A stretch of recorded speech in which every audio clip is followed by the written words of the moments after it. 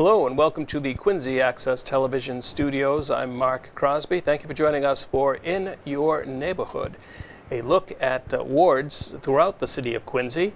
Today on this journey, we will be in Ward 5. So rightfully so, the Ward 5 City Councilor is joining us. That would be Chuck Phelan. Chuck, welcome. This is, well, it's been a long time coming that we've actually been able to converse in the same studio. Yeah.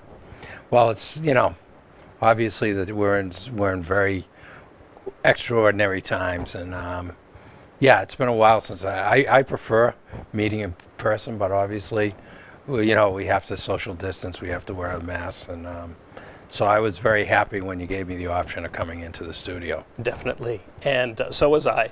And I think I explained to you that we measured this table, so we are still 6 feet apart. Yep. So we are still adhering to those guidelines. Sure.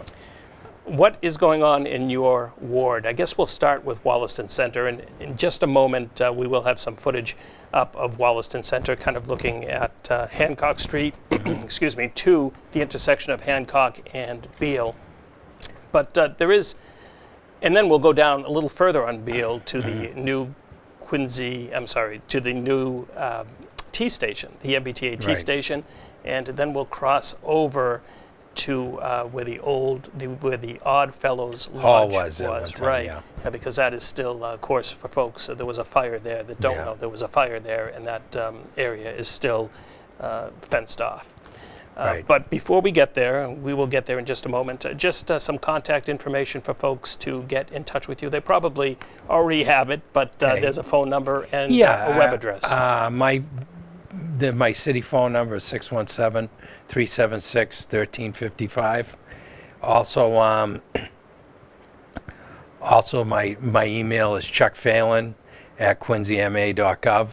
And if you go to the website, quincyma.gov, if you forget the link, you can always go to quincyma.gov and you look under counselor information, and it will have all the list of all the counselors, and all my information is on there.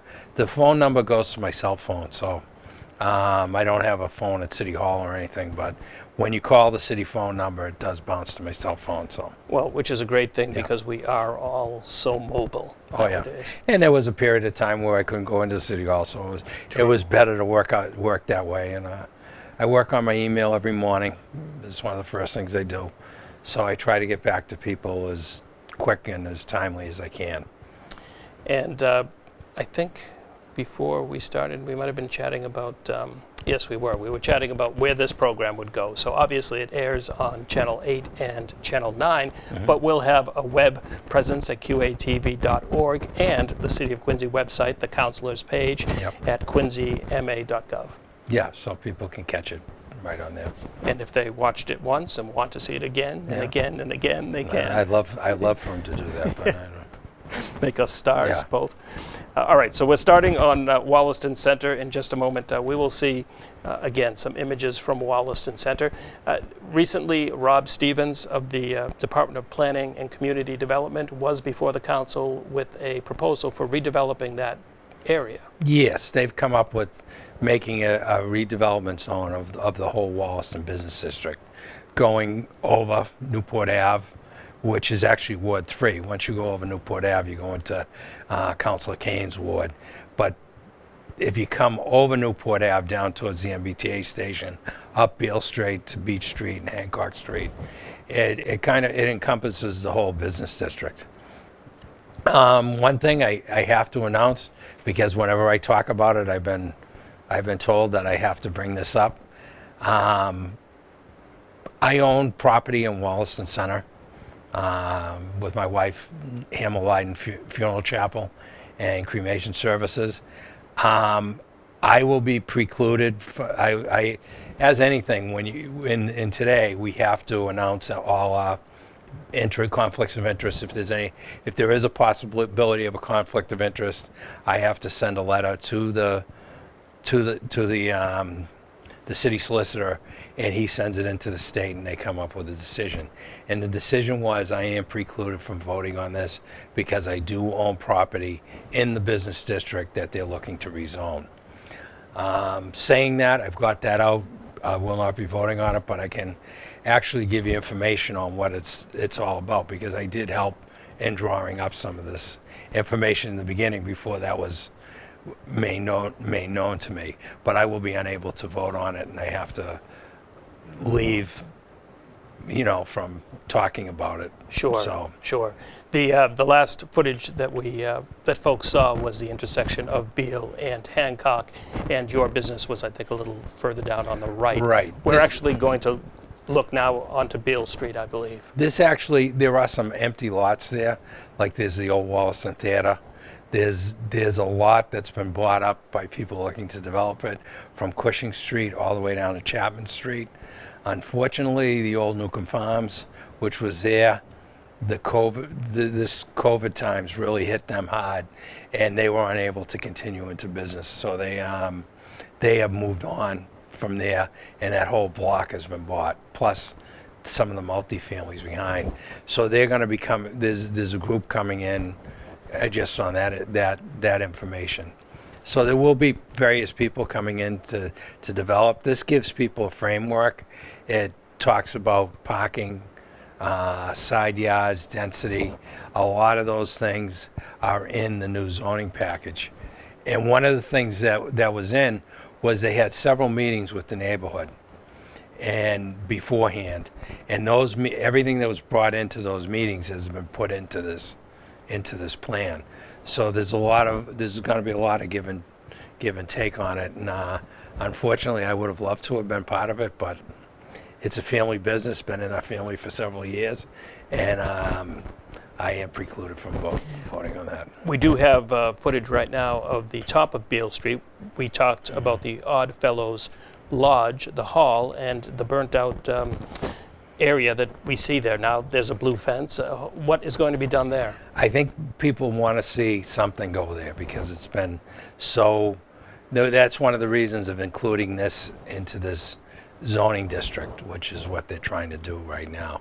I know Councilor Kane is going to be very active on that, and that's really. I think that's an area where you have a lot of space. It's a big area.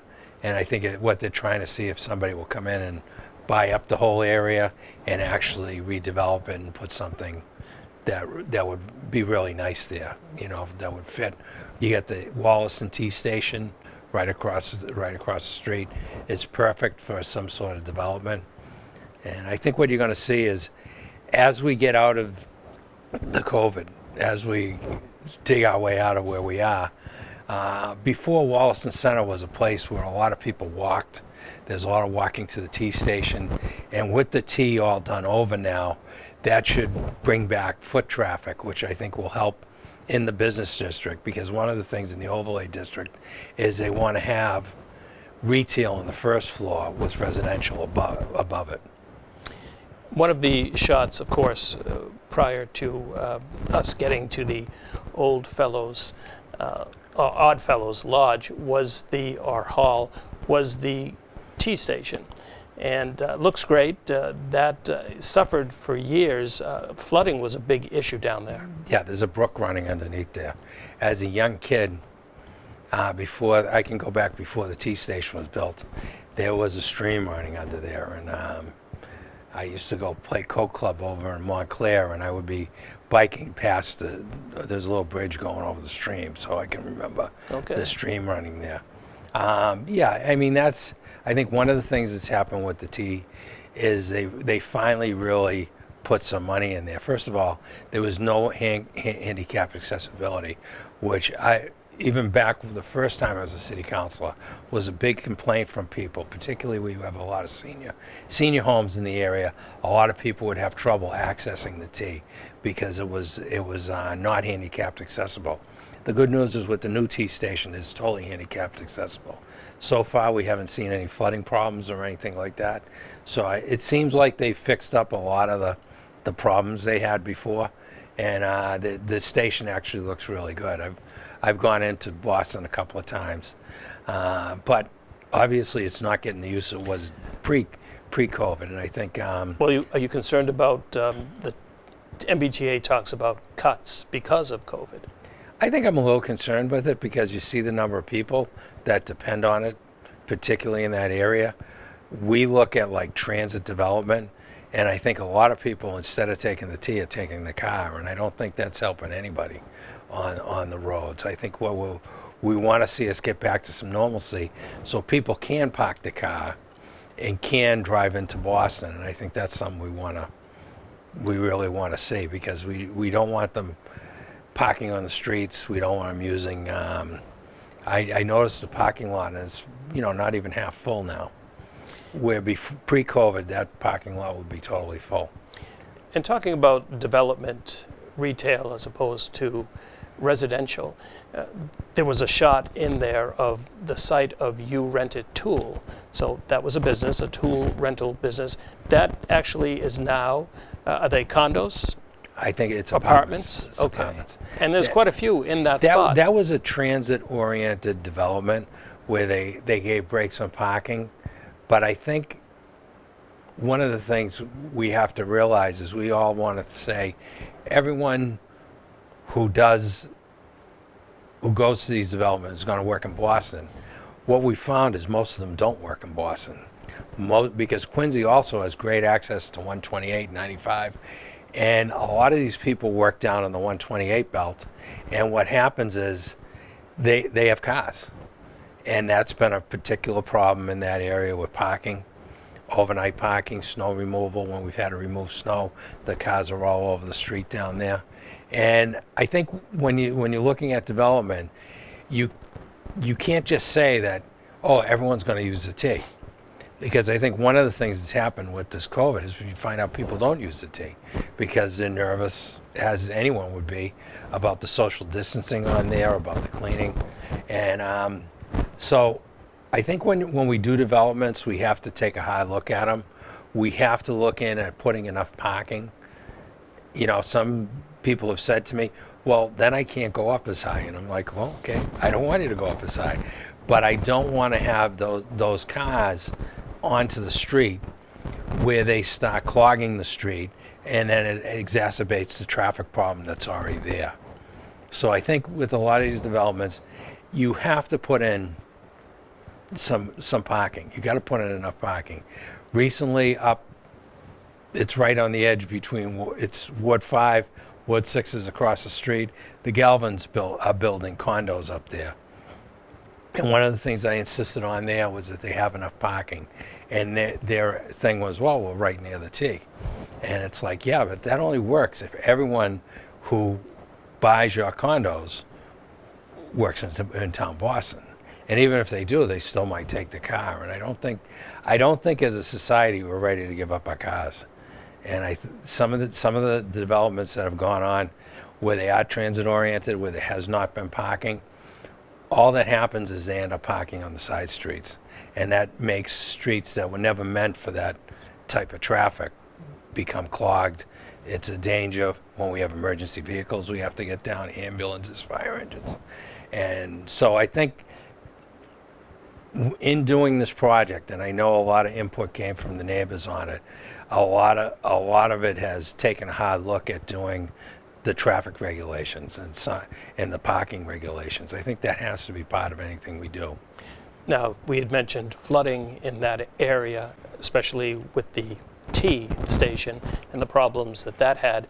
Across the way, in between CVS and Wollaston Liquors, that's a low-lying area too. And I think Rob Stevens said that there's almost a constant puddle in that area. Yeah, that actually, some of that area back there before 80 and 91 Clay were built were marshland.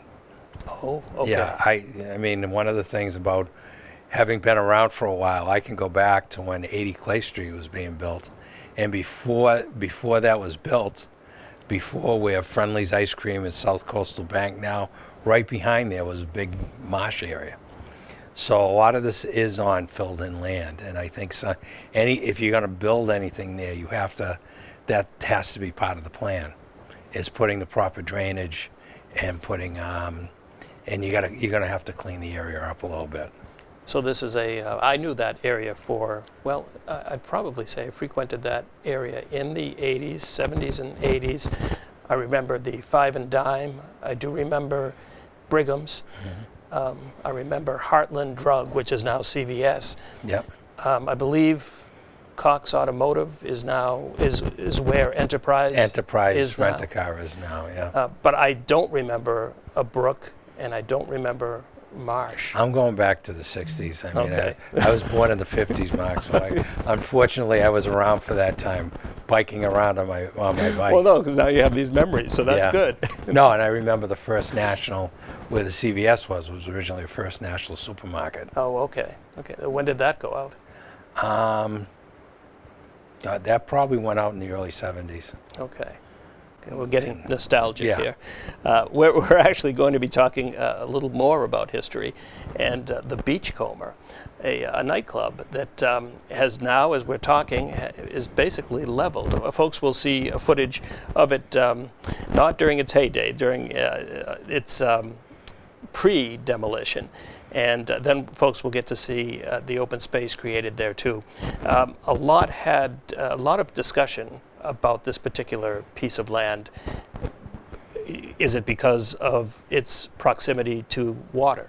I think one of the things you find with that land is this is on a particularly environmentally sensitive piece of land. And when I came in, it was over a year ago now, when I first came in, it was the day of the inauguration, that DCR was doing a walkthrough down there, and they had the coastal zone management people and all that. And I finished my swearing in and I went down to the meeting.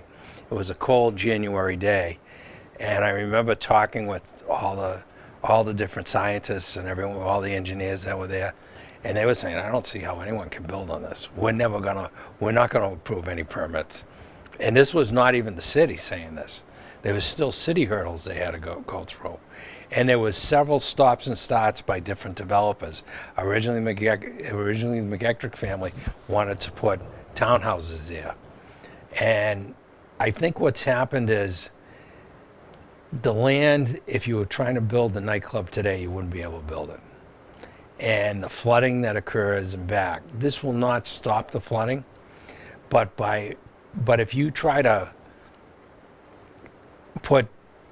tar the parking lot over or hot top the parking lot over, which was the plan, you're going to flood everyone there, because what we're going to do by taking it down, they're going to grade the property, and we have to now figure out how we want to do the park. There's enough money from the Community Preservation Fund to buy the land, take the building down, and grade off the park, which we do not. Anything we put there, we want it to be impervious. We don't want it to hold water or anything like that, because there are times on extreme high tides, and I've seen the film where you'll see in the parking lot these big stanchions come up with a cover on it, which is for drain. And what happens is, on a really bad high tide, pops the covers off, the water just comes flying out. And that's just from a high tide. Pipes that are going under the ground out to the beach. Several neighbors have have videoed it happening. And it's not a stormy, rainy day or anything like that. It just happens to be an astronomical high tide, where those drains that drain into Wollaston Beach suddenly come back up, and suddenly the water, the caps pop off, and out comes the water. And of course, talk of sea level rise. It's only going to get worse. Right. And it was a problem even back when I was first a council back in 1988. We had several instances of flooding. One of the things that is happening right now, also right behind it, is the city is finishing a new pump house there, which will help with lifting the sewer and the drainage water out of that area, which the old one just I put it in back in the early 90s, and it had just outlived it. It couldn't handle the flow, because, as you said, there is seawater rise going on, and the problem is it's getting worse down there instead of better. So this will help dramatically in that neighborhood. Plus, it will help by taking this land, making it into a passive park, I have got a lot of emails and I saw a lot of stuff on social media showing people the thing coming down and everything. And a lot of people sharing memories, because from 1959 on, there was some rather big stars that played at the thing. And Jimmy McGettrick, who was the owner, was probably one of the nicest guys you ever wanted to meet, and was a great citizen here in Quincy. And he did a lot for a lot of charities around the city and stuff like that. And he brought a lot of nice entertainment to there. Some people want to see if we can put up some interpretive plaques, which I think would be appropriate, talking about Jimmy McGettrick, talking about the the beachcomber and everything like that. So I think that's definitely something that we're going to be looking at, incorporating that into the park. Well, the Beachcomber, was that the first establishment there, to your knowledge? It was the Beachcomber, and then it turned into the Nostalgia for several years, and then it went back to being called the Beachcomber. So I think in the 80s, 90s, it was Nostalgia. Right. And a lot of people who grew up in Quincy, or people even the surrounding area, went there to see people. I mean, I went there quite a bit. Dropkick Murphy played there. Right. There's a lot of people who started playing there. There were some big names, like I think Sammy Davis Jr. played there at one time. Did he? I was reading an article that was in the Ledger, and a lot of people. There was a lot of pictures up on the walls, right? And some of the neighbors say, "Well, could we get those?"